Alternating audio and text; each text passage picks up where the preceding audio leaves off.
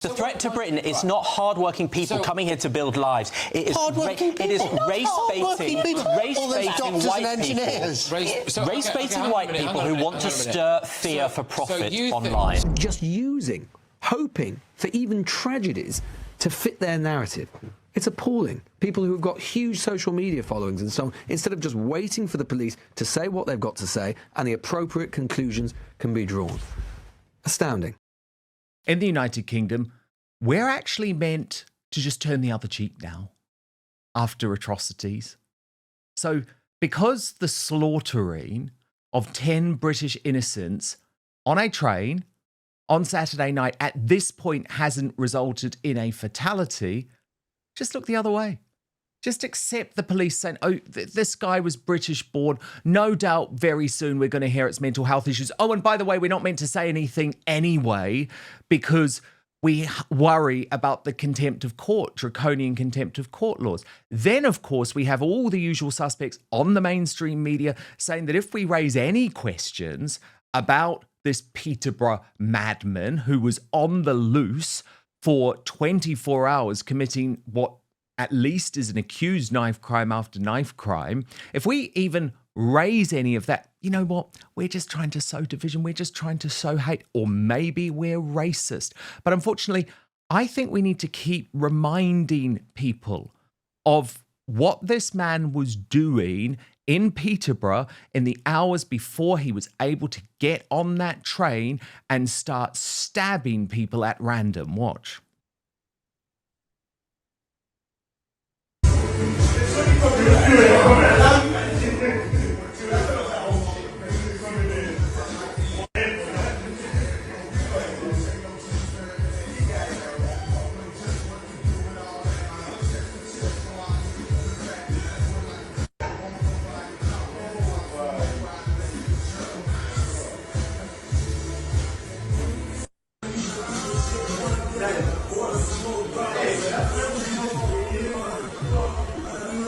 But this is all about information control and narrative control. As Aulani Downing put it, stabbing 10 people, not terrorism. Stabbing 3 people, not terrorism. Not handing your PIN to strangers, terrorism. With PIN numbers, you can access all passwords and have free reign to financial apps as well. Christine Hamilton is onto this one too, and the fact that the authorities are, of course, going to hide behind mental health, writing, of course he ruddy did. You have to be mental to knife innocent strangers on a train, but known to authorities is the really scary bit. What exactly were these authorities doing to keep better track of this madman? Were they aware of the pics from the day before of him carrying a huge knife in a barber's shop? Was that reported? Carrying a vicious knife in public should mean prison. End of. But again, what I have found so shocking is the way that the left are so determined to shut down discussion of this, actually claiming, like Benjamin Butterworth did on the GB News sofa last night, that the spreading of fear in regards to these barbaric acts are actually worse than the acts themselves. Watch. Dan Wootton Outspoken is available as a podcast too. So to listen or watch us on the go, wherever you are, then please subscribe on Apple Podcasts, Spotify, or wherever you listen to your podcasts. And as a personal favour to me, please rate and review, as it really helps our independent. Well, they may be more fearful, but I think that is because we now have a lot of people, a lot of opportunists who want to whip up fear and fear-monger. If you actually look at the evidence, take London, for example. The last year has had the lowest homicide record in London on record. London now has one of the lowest violent crime rates of any major city in the world.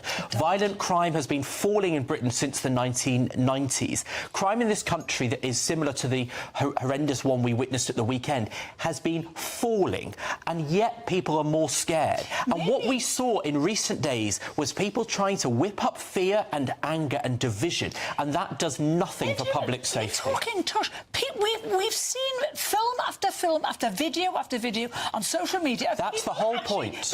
Well, those people were being stabbed, killed, murdered, attacked, whatever. That is real, and it's happening on our streets. But the question... Carol's speaking generally there, obviously not about this. Of course. No, but I mean, let's talk about what happened on Saturday. No, well, it's an active case, Carol. I've got to be honest. I know it is.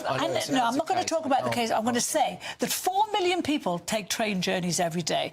More people take tube journeys every day, and now they're going to be terrified to get on a train. And let's put some facts in here instead of your whipping up fear. How many people? There are 27 per 1 million train journeys in this country. There are 27 crimes. Now, that won't be any comfort to the people affected by 27 crimes, but some perspective is really important. And I think it is dangerous that people now have the currency of fear and hate and division, and that is scaring people. Oh my God, I'm actually boiling with rage. I'm boiling with rage. He thinks that's what's dangerous? Mate, has the name Wayne Broadhurst exited your leftist mouth? Because what about the danger that he felt as he was stabbed to death walking his dog just last week in West London? Allegedly by an Afghan immigrant who is now going to face trial, who had arrived illegally in this country on the back of a lorry. That is the danger. And what really annoyed me there too was the absolute terror that the presenter Patrick Christie's felt, because it's like, oh my God, I'm going to get in trouble because there's an active court case. No, there are ways to talk about this. Of course there are, and we must, because the cone of silence and the veil of secrecy doesn't work. But Benjamin just kept on pushing this despicable narrative. The threat to Britain is not hard-working people coming here to build lives. It is race-baiting white people. Race-baiting white people who want to stir fear for profit online. So you think that the bigger danger to Britain, instead of Pakistani paedophiles who've been parts of the rape gangs, instead of people who've been, the son of Libyan asylum seekers who blew himself up in Manchester Arena, instead of all the Sudanese bloke who stabbed a woman to death in the neck, you think that the bigger threat and fear for Britain is people talking about with it. right-wing people on X. The problem isn't, I'm not saying it's worse than the people who commit the crimes. Oh, right. What is worse is the people that try to generalise that millions of decent, hard-working people that come here to try and fearmonger them. Because what that does, that means that when people leave their houses or go on trains or get public transport, they're creating an unnecessary level of fear. They are making them fear their Asian and their Muslim neighbours, and that is wrong. I don't think... Tell that to the partner of Wayne Broadhurst, seriously. Tell that to the LNER hero who is still fighting for his life in hospital today. Lewis Goodall on LBC was even more despicable. A friend texts from abroad this morning. He tweets 41 minutes ago, "What has happened to your country?" 3 words, he says. "Mass uncontrolled immigration." That's what's happened. I mean, for goodness sake, this is absurd. We've just heard from the police that the 2 suspects are British nationals. They're both born in the United Kingdom. That's not immigration, that's people who are here. And these people basically just hoping for even tragedies to fit their narrative. It's appalling. People who have got huge social media followings and so on, instead of just waiting for the police to say what they've got to say and the appropriate conclusions can be drawn. Astounding. The rising, simply the legitimization of just base, reflexive racism in this country, day after day after day after day, is worrying, is disturbing and disgusting. And then they turn around these people, and go, oh, tensions are rising. Well, who rose the tensions? Who inflamed the tensions? You. No, you are disgusting, Lewis Goodall. Leilani Dowding, I mean, the intellectual dishonesty of that. Because the reality is, and we're going to talk about it, okay? A lot of these people who are committing the crimes are second-generation immigrants, but they are not British. Axel Ruder Cabana, the people who committed the 7/7 atrocities, there is a real issue with that. And to just dismiss it and say, oh, no, well, they're British. Of course they're not, because we know with Axel Ruder Cabana, for example, that he was obsessed with the Rwandan genocide. That was what his parents had fled from. So that is clearly a part of this conversation, and it has to be. But first, let's be honest, finding a doctor who isn't just parroting big pharma talking points, practically impossible these days. But one bold Texas doctor of physical therapy is cutting through the nonsense, revealing 7 powerful reasons why anyone over 50 should be drinking this one overlooked thing daily. And no, it's not milk, not some chalky calcium shake either, don't worry. It's a unique protein your body stops producing as you age, yet it's been shown to dramatically boost bone density, soothe joint pain, and even smooth out wrinkles and cellulite.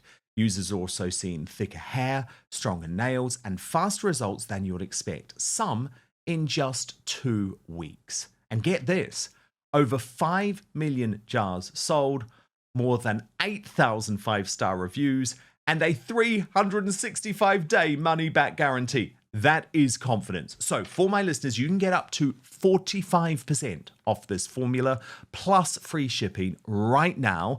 Just head to trynativepath.com/outspoken. We have a food industry that knows nothing about health and a health industry that knows nothing about food, right? And once you really understand that, you can see why we're in the problems that we are. We watch TV and they're feeding us all these foods that are refined and processed and get us sick.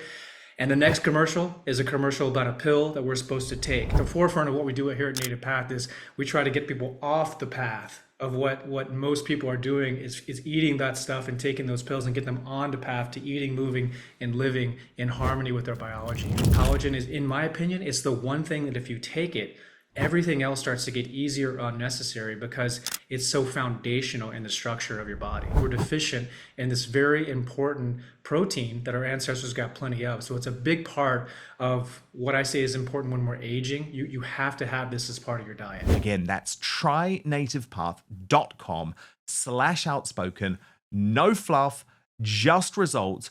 Go see what the hype's about. And to watch my full, fascinating interview with the doctor, click on the link in the description box below. But now, back to the show.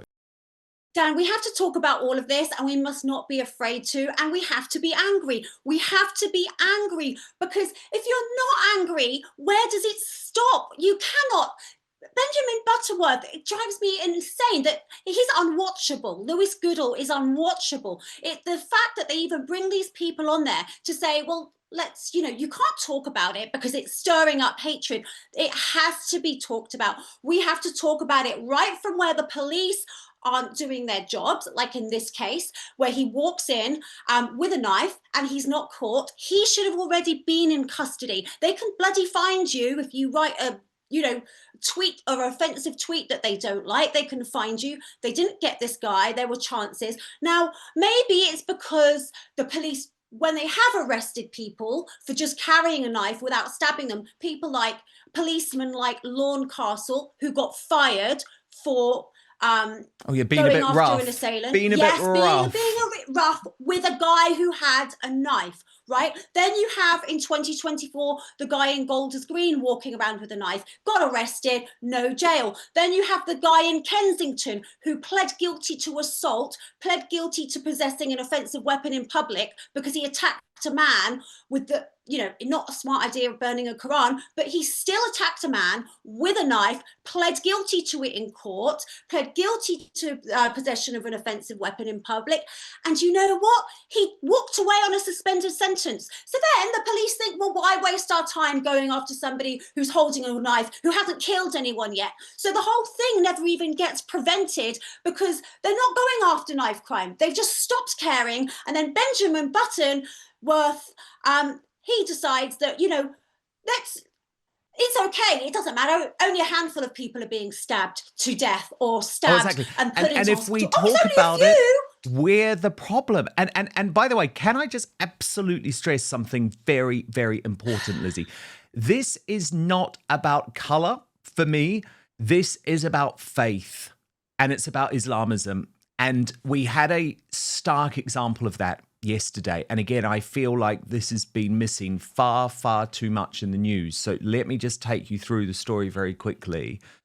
A gym instructor who called himself an Anglo jihadi, there he is, has been found guilty of planning a bomb and chemical attack on a major shopping centre. Muslim convert Jordan Richardson, just 21, was arrested on December 19th, carrying around a recipe for mustard gas in his rucksack, as well as plans to shoot, stab, and throw grenades at a crowd, Leeds Crown Court was told. He also had a link to an ISIS bomb-making video used by the Manchester Arena bomber, showing how to prepare the high-explosive TATP. Richardson had previously suggested an attack on the Meadow Hill shopping centre near Sheffield, one of the largest in the country. He converted to Islam the day after Ramadan in April last year, and his interest in the religion developed into a focus on extremism, Catherine Robinson prosecuting said. Richardson had Instagram accounts in his own name, but later adopted the moniker Abu Bakr al-Aziz and the username Anglo Jihadi. In online messages, he said he wanted to conduct jihad and kill infidels and called himself a terrorist. In one, he wrote, "Inshallah, I pray to be a jihad and to be martyred for Allah." In October last year, Richardson said he wanted to get married and study to become a high school teacher in order to radicalize children. His backup plan was to travel abroad to fight jihad, and he wrote that he had contacted a Syrian fighter on Telegram and talked about traveling to destinations including Iraq, Kurdistan, Syria, and Palestine.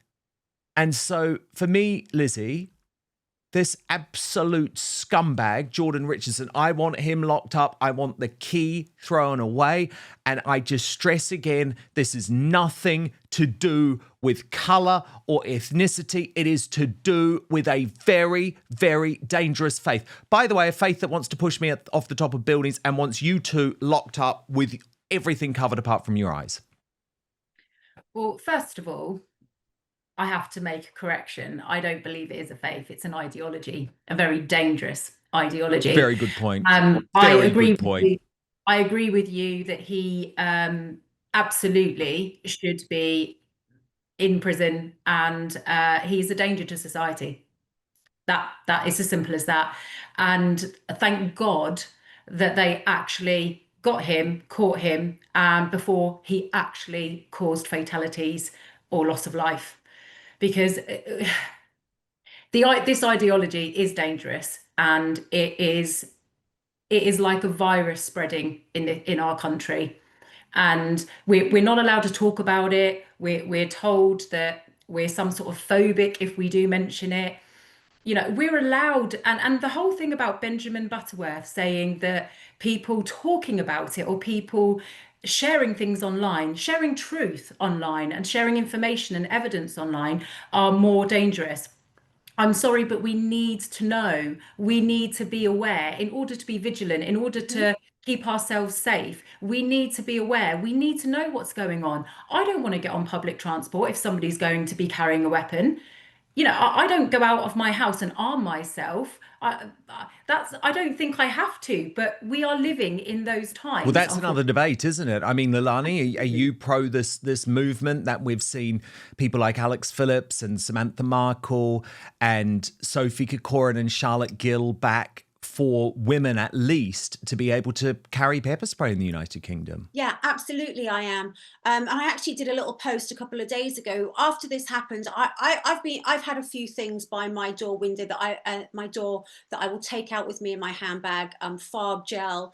I've got deep heat for those aching muscles of mine, and yes, obviously, you know, and that. So very I sensible. Yeah. You know, you never know when I might ache. So I'm trying them out on a pumpkin, actually. And, you know, I thought, I actually was almost brought to tears because I thought, these are great if someone just grabbed me.